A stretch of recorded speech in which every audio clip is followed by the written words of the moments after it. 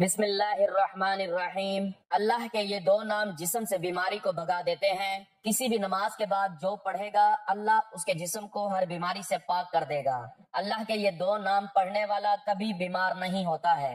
मोहतरम नाज़रीन, आज मैं आपके लिए एक ऐसा अमल लेकर हाजिर हुआ हूँ कि जिसको अगर 100 साल का बूढ़ा भी पढ़ ले, बूढ़ी औरत भी पढ़ ले तो वो भी जवान हो जाए, उसकी भी हर बीमारी खत्म हो जाए, उसको हर बीमारी से निजात मिल जाए और अल्लाह पाक शिफा अता फरमा देंगे।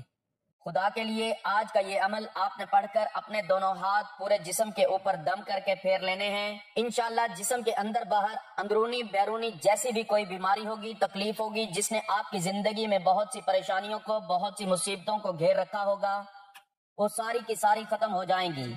आपकी तकलीफ खत्म हो जाएगी। अल्लाह पाक आपको शिफा अता फरमा देगा। मेरी सबसे पहले अपने मालिक खालिक अपने अल्लाह से दुआ है कि ऐ मेरे परवरदिगार, जो आंखें आज की ये वीडियो देख रही हैं, मेरे तमाम भाइयों बहनों और दोस्तों को सेहत वाली जिंदगी अता फरमा, सबको शिफा अता फरमा। जो लोग दूर दराज तक डॉक्टरों के पास जाते हैं, बहुत पैसे लगाते हैं, बड़े बड़े इलाज करवाते हैं, लेकिन शिफा नहीं मिलती, ऐ मेरे अल्लाह, आज के इस अमल की बरकत से, आज इस अमल की ताकत से सबकी बीमारियों को दूर फरमा देना और सबको शिफा अता फरमा देना।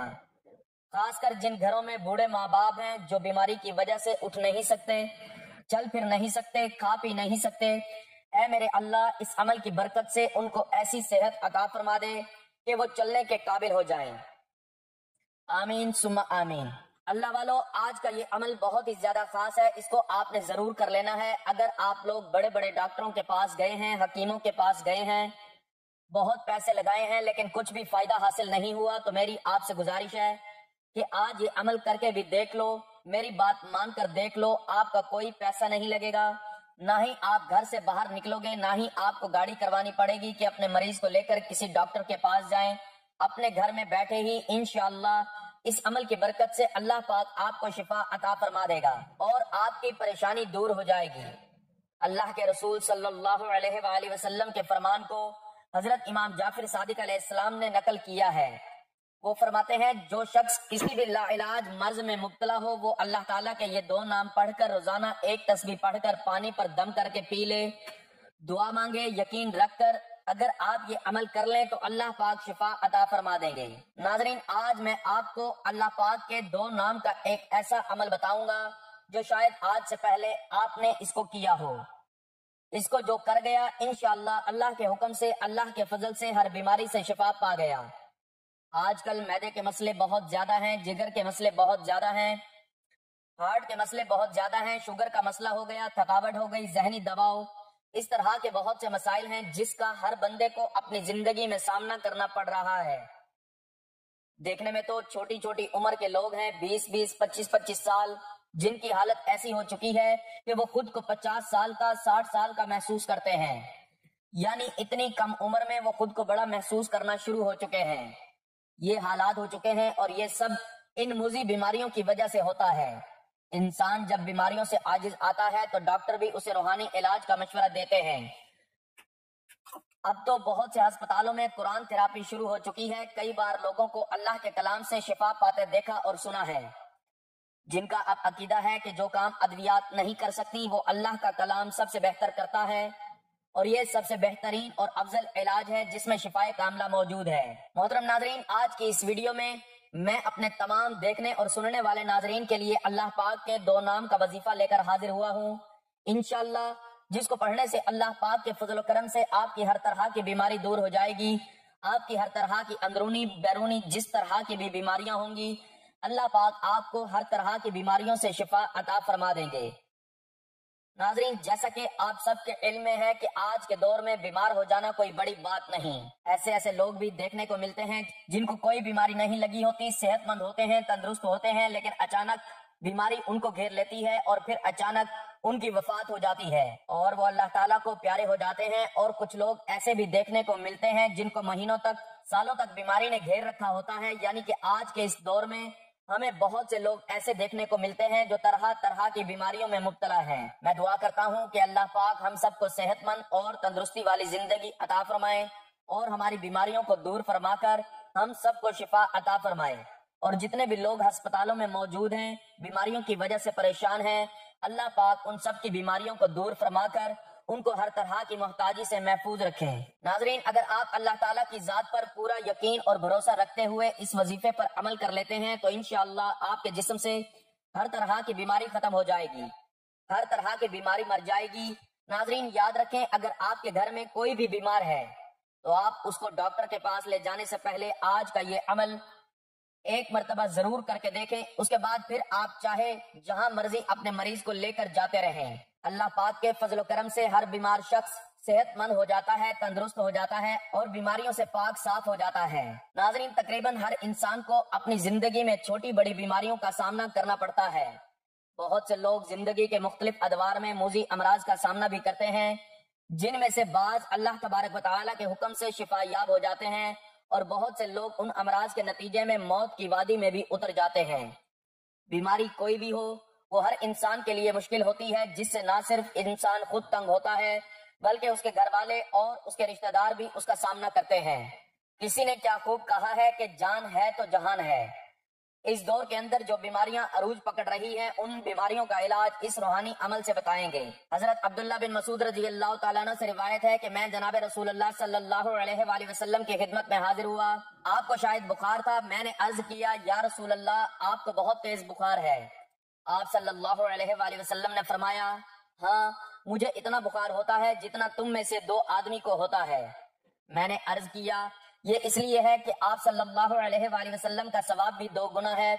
فرمایا ہاں یہی بات ہے۔ مسلمان کو جو بھی تکلیف پہنچتی ہے، کانٹا ہو یا اس سے زیادہ تکلیف دینے والی کوئی چیز، تو جیسے درخت اپنے پتوں کو گراتا ہے اسی اللہ پاک اس تکلیف کو اس کے گناہوں کا کفارہ بنا دیتا ہے۔ ابو عشت زعانی کہتے ہیں میں مسجد دمشق کی طرف گیا اور اول وقت میں گیا، مجھے شداد بن اوس رضی اللہ تعالیٰ عنہ ملے، ان کے ساتھ صحابی بھی تھے۔ میں نے ان سے پوچھا اللہ تم پر رحم کرے کہاں کا ارادہ ہے؟ انہوں نے کہا ہم اپنے ایک بھائی کی عیادت کرنے جا رہے ہیں۔ یہ سن کر میں بھی ان کے ساتھ چل دیا۔ ہم اس مریض کے پاس پہنچ گئے۔ ان دونوں نے اس سے پوچھا حالات کیسے ہیں؟ اس نے جواب دیا اللہ تعالیٰ کا فضل و کرم ہے۔ سیدنا شداد رضی اللہ تعالیٰ عنہ نے فرمایا کہ جناب رسول اللہ صلی اللہ علیہ وآلہ وسلم نے فرمایا اللہ تعالیٰ فرماتے ہیں جب میں اپنے مومن بندے کو آزماتا ہوں اور وہ میری تعریف کرتے ہوئے میری آزمائش پر صبر کرتا ہے تو شفا یاب ہو کر اپنے بستر سے اس دن کی طرح گناہ سے پاک ہو کر اٹھتا ہے جس دن اس کی ماں نے اسے جنا تھا۔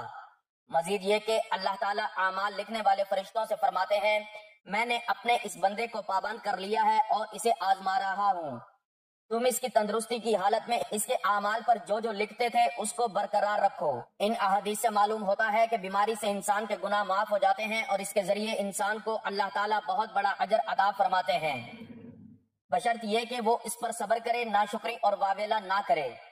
مزید یہ کہ اس کے احسانات میں سے ایک احسان یہ بھی ہے کہ بیمار آدمی کو بیماری کی حالت میں ان اعمال جن کو وہ تندرستی کی حالت میں کیا کرتا تھا کا اجر کیے بغیر ملتا رہتا ہے۔ کسی بھی قسم کی بیماری ہو اس کا علاج کرنا سنت ہے اور علاج سے کبھی گریز نہیں کرنا چاہیے۔ بحیثیت مسلمان ہمارا ایمان ہے کہ بیماریاں اللہ کی جانب سے امتحان و آزمائش ہیں جن کا علاج ادویہ سے کرنا چاہیے، تو سنت کے مطابق ان کا روحانی علاج کرنا بھی جائز اور مستحب عمل ہے۔ اللہ کا وعدہ ہے کہ بیماریوں سے شفا بھی اسی کی جانب سے ملتی ہے۔ اس کے لیے بندے کو اپنے رب سے ایسے طریقے سے دعا کرنی چاہیے کہ دوا میں تاثیر پیدا ہو جائے۔ بے تحاشا ادویات کھاتے رہنے سے جب کوئی مرض دور نہ ہو تو دیکھا گیا ہے کہ ساتھ روحانی عمل کرنے سے مرض سے جلد افاقہ ہو جاتا ہے اور مرض جڑوں سے غائب بھی ہو جاتا ہے۔ بس بندے کو دعا کا سلیقہ آنا چاہیے، اس کے اندر عاجزی اور اخلاص ہونا چاہیے۔ جو لوگ اس اسم اعظم کو پڑھ کر اور ایک تسبیح مکمل کرنے کے بعد اس کو پانی پر پھونک کر پی لیا کریں تو جہاں ان کو جسمانی عوارض سے نجات ملے گی وہاں باطنی طور پر بھی اس کو سکون ملے گا۔ یہ مرض بے شک دنیاوی الجھنوں پر مشتمل کیوں نہ ہو، ان سے نجات کے لیے بندے کو اللہ پر بھروسہ کرنا چاہیے اور اپنی عبادات و اذکار میں ثابت قدم رہنا چاہیے۔ اس اسم اعظم کو بطور تسبیح کرنے والے خود کو کبھی اکیلا نہیں سمجھتے، ایک طاقت ان کے ساتھ رواں رہتی ہے۔ یہ مایوسی اور ڈپریشن کا مجرب عمل ہے۔ جن لوگوں میں منفی خیالات پیدا ہونے لگ جائیں ان کے لیے بڑا سود مند عمل ہے، ارشاد ربانی ہے، اور جو شخص کسی ایک کی جان بچا لے اس نے گویا تمام لوگوں کو زندہ کر دیا۔ قرآن مجید کا ایک وصف یہ بھی ہے اے لوگو تمہارے پاس تمہارے رب کی طرف سے ایک چیز آئی ہے جو نصیحت ہے، اور دلوں میں جو روگ ہیں ان کے لیے شفا ہے اور رہنمائی کرنے والی ہے اور رحمت ہے ایمان والوں کے لیے۔ حضرت ابراہیم علیہ السلام نے بیماری سے شفا کو رب العزت کی نعمت قرار دیا۔ اس حوالے سے ارشاد ہے، اور جب میں بیمار ہو جاتا ہوں تو وہی مجھے شفا دیتا ہے۔ حضرت عیسیٰ علیہ السلام کے معجزات میں سے ایک معجزہ امراض سے شفا بھی تھا۔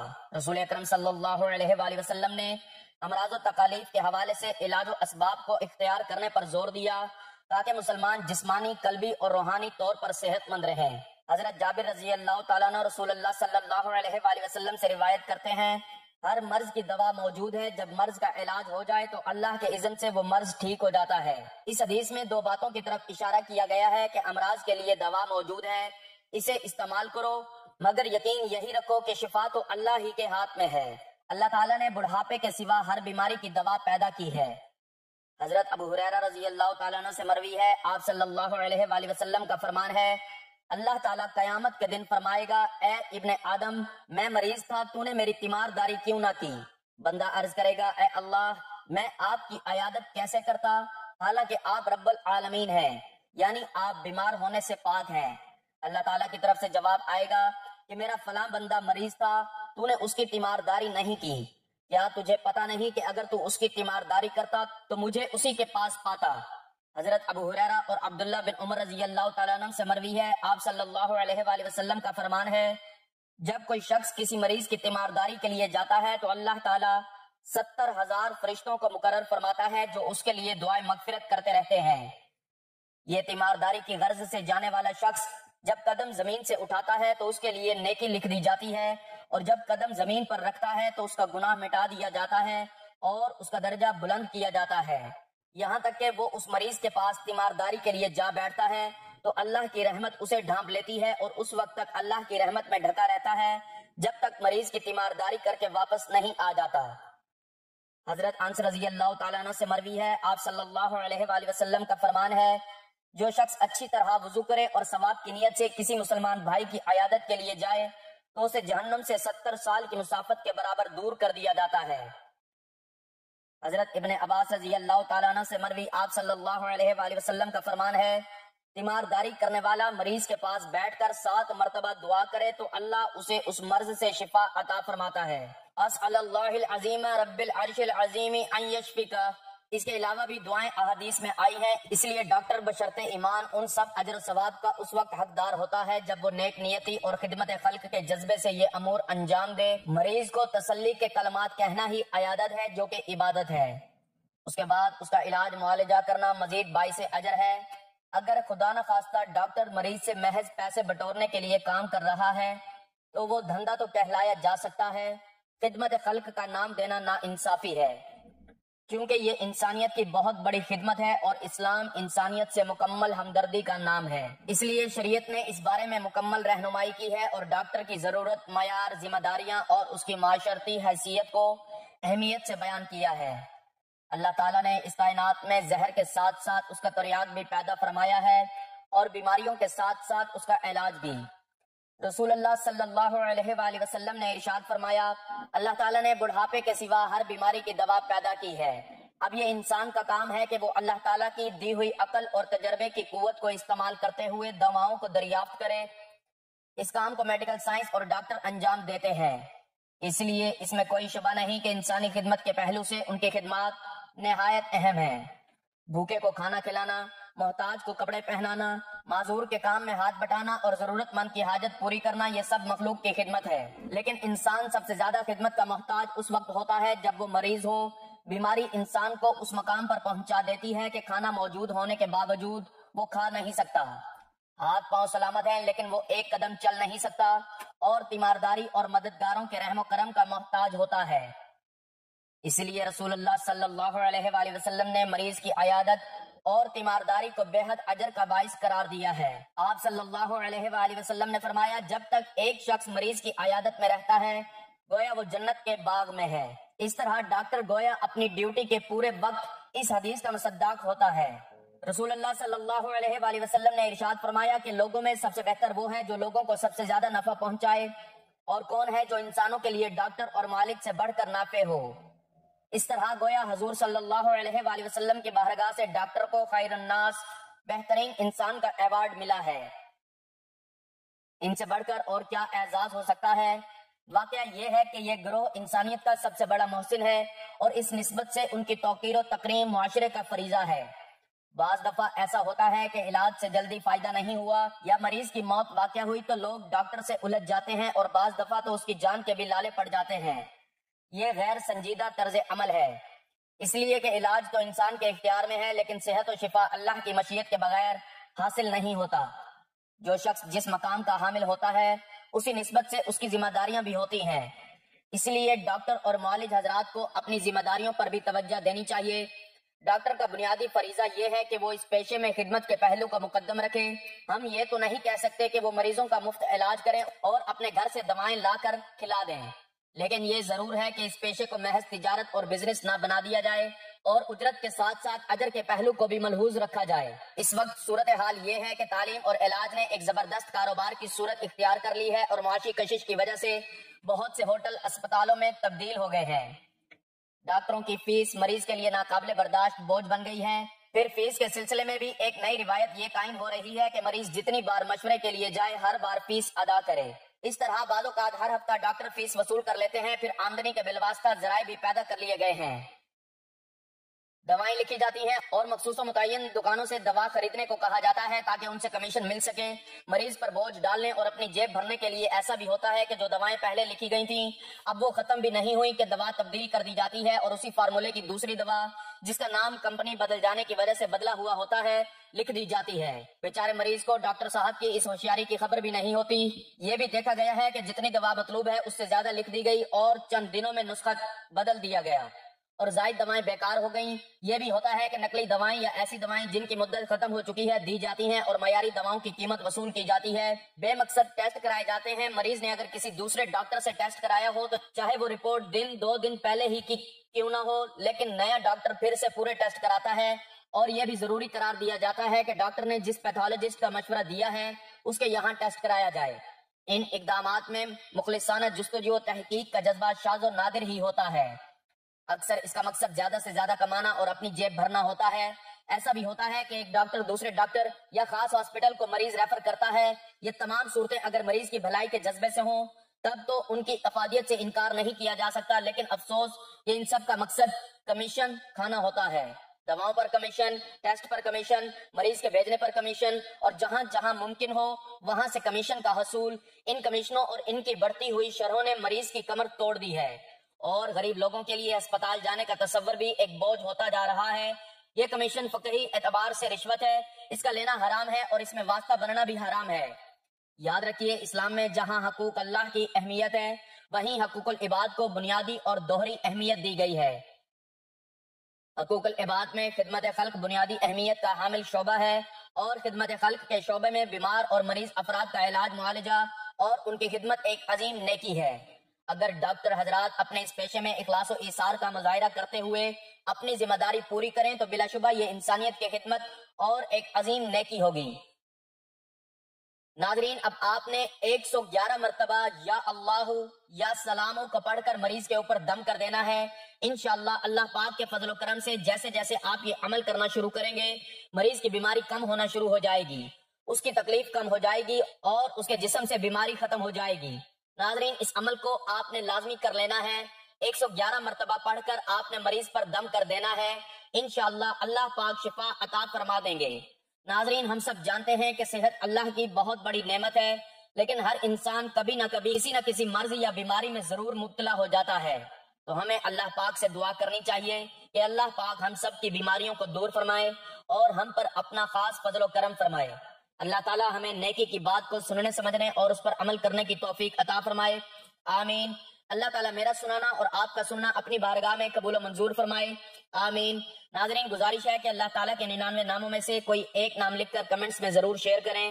اللہ تعالیٰ ہم سب کا حامی و ناصر ہو، آمین، جزاک اللہ۔